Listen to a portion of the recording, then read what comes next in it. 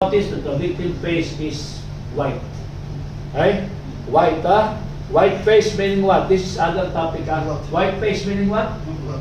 Blood circulation is less. You need to give blood circulation. So what you will do is take these two up and blood circulation will flow. Okay, okay. Now, the face is not white, the face is red. Red face. White face, leg up.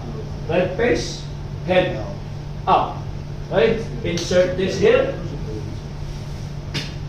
Right?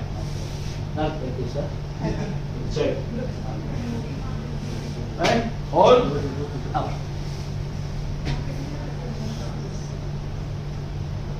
Got me? Okay?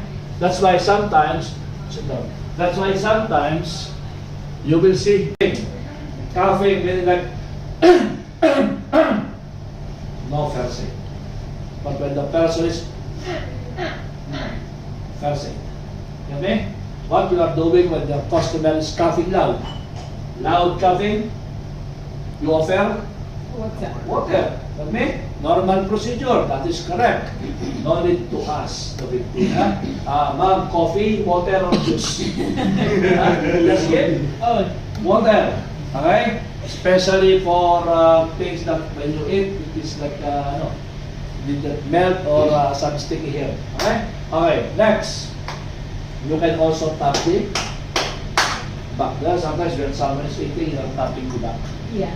That is okay when someone is coughing out. Right?